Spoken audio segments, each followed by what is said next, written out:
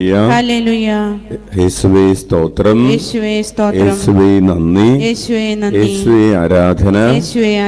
Hallelujah, hallelujah. അടുത്ത് നിൽക്കുന്നവരെ നോക്കി പുഞ്ചിരിച്ചുകൊണ്ട് പറയാം hallelujah, hallelujah, hallelujah, hallelujah. Praise the Lord, praise the Lord. പ്രിയപ്പെട്ടവരെ, ഇന്ന് ഏപ്രിൽ മാസം 8-ാം തീയതി അപ്പച്ചൻ്റെ രണ്ടാമത്തെ ചരമ വാർഷിക ദിനമാണ്. നമുക്ക് അപ്പച്ചൻ്റെ ആത്മശാന്തിക്ക് വേണ്ടി പ്രത്യേകം പ്രാർത്ഥിക്കാം. ഇന്നത്തെ ചോദ്യം, നിന്റെ പിണക്കത്തിൻ്റെ കാരണം എന്താണ്? എന്താണ് ചോദ്യം? നിന്റെ പിണക്കത്തിൻ്റെ കാരണം എന്താണ്? നമ്മൾക്ക് ഇല്ലേ ചില നേരത്ത് പിണക്കം തോന്നാറില്ലേ? ഉണ്ടോ? അപ്പോൾ നമുക്ക് പലരോടും പല സമയത്ത് പിണക്കം തോന്നാറുണ്ട്. മനുഷ്യരോട് തോന്നാറുണ്ട്, ചിലപ്പോൾ ദൈവത്തോട് തോന്നാറുണ്ട്.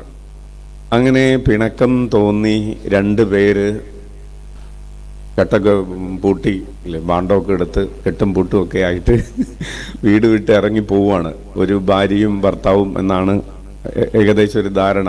ക്ലയോപ്പാസ് എന്ന് പേരുണ്ട്. കൂടെ പോയത് ഭാര്യ ആയിരിക്കണം. അപ്പോൾ രണ്ടുപേരുണ്ട്. കാരണം ക്ലയോപ്പാസിൻ്റെ ഭാര്യയും ഈശോയുടെ കുരിശിൻ്റെ ചുവട്ടിൽ അവിടെ ഉണ്ടായിരുന്നു. അപ്പോൾ ഇവർ രണ്ടുപേരും അവിടെ ഉണ്ടായിരുന്നു. അപ്പോൾ അവർ രണ്ടുപേരും കൂടി പിണങ്ങിപ്പോവാണ്. ആരോടാണ് പിണക്കം?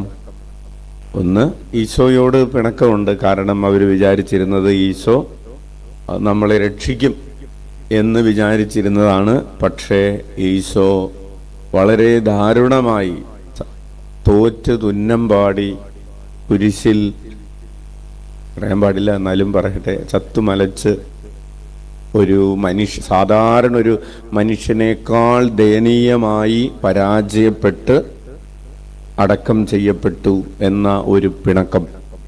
അതുപോലെ കൂടെയുള്ളവരോടും ഇനിയിപ്പോൾ ഇവരുടെ കൂടെ ഒന്നും നിന്നിട്ട് കാര്യമില്ല എന്ന് പറഞ്ഞ് അവരവരുടെ വീട്ടിലേക്ക് പോവുകയാണ്. ഇനി പിണങ്ങിപ്പോകുന്നവർക്ക് ഒരു പ്രശ്നമുണ്ട്. അവരിൽ തന്നെ ഡിസ്റ്റർബ്ഡ് ആണ്. അവരിൽ തന്നെ ഡിസ്റ്റർബ്ഡ് ആവുമ്പോൾ ഒരുമിച്ചാണ് പോകുന്നതെങ്കിലും അവരെങ്ങനെയായിരിക്കും പോകുന്നത്? തല്ല് പിടിച്ച് പോവുകയാണ്. പരസ്പരം തല്ല് പിടിച്ച് അവർ പരസ്പരം വാദിച്ച് തർക്കിച്ച് പോവുകയാണ്. അപ്പോൾ ഈ വാദവും തർക്കവും ഒക്കെ എവിടെ നിന്ന് വരുന്നതാണ്? ഒരു ഇഷ്ടക്കേടിൽ നിന്ന് വരുന്നതാണ്. എപ്പോഴാണ് നമ്മുടെ കുടുംബങ്ങളിൽ വാദിക്കലുകൾ ഉണ്ടാകുന്നത്, ആർഗ്യുമെന്റ്സ് ഉണ്ടാകുന്നത്, തർക്കം ഉണ്ടാകുന്നത്? ഇഷ്ടമില്ലാതെ വരുമ്പോഴാണ്. അപ്പോൾ അതാണ് അച്ഛൻ പറഞ്ഞത്, പിണങ്ങിപ്പോവുകയാണ്. പിണങ്ങിപ്പോകുന്നവരുടെ കൂടെ ഈശോ എന്ത് ചെയ്യുന്നു? കൂടെ നടക്കുകയാണ്. ഈശോ കൂടെ നടന്ന് അവരുടെ പിണക്കത്തിൻ്റെ കാരണം എന്താണ്? ഒരു തെറ്റിദ്ധാരണയാണ്. അവിടെയാണ് ഒരു പോയിന്റ് കിടക്കുന്നത്. നമുക്ക് ദൈവത്തോട് പിണക്കം തോന്നാനുള്ള കാരണവും മനുഷ്യരോട് പിണക്കം തോന്നാനുള്ള കാരണവുമൊക്കെ വലിയൊരളവിൽ എന്താണ്? തെറ്റിദ്ധാരണയാണ്. ഒരു ഉദാഹരണം നമ്മൾ പറഞ്ഞാൽ, നമ്മൾ മറ്റുള്ളവരിലുള്ള 100 നന്മകളെ അല്ലെങ്കിൽ 1000 നന്മകളെ മറന്നിട്ട് അവരിലുള്ള ഒരു തിന്മയെക്കുറിച്ച് ഇങ്ങനെ ഓവർ തിങ്ക് ചെയ്ത് അവരോട് നമ്മൾ പിണങ്ങും, അല്ലെങ്കിൽ മുഖം കറുപ്പിക്കും.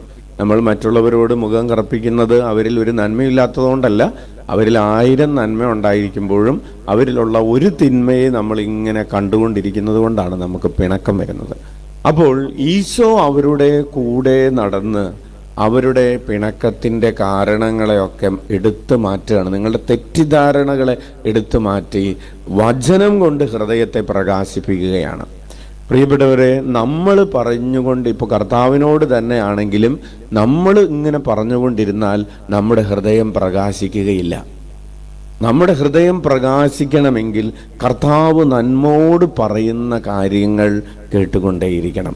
കൈയടിച്ച് കർത്താവിന് നന്ദി പറയാം. എപ്പോഴാണ് ഈ എമ്മാവൂസിലേക്ക് പോയ ശിഷ്യന്മാരുടെ ഹൃദയം പ്രകാശിച്ചത്? എപ്പോഴാണ്? ഈശോ അവരോട് സംസാരിച്ചു, അവരത് കേട്ടു, അതവർ സ്വീകരിച്ചു.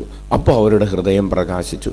ഇവർ ഈശോയോട് കുറേ കാര്യങ്ങൾ, കഥകളൊക്കെ പറഞ്ഞപ്പോഴല്ല, ഈശോ അവരോട് പറഞ്ഞത് ഇവർ കേട്ടപ്പോഴാണ് ഹൃദയം പ്രകാശിച്ചത്.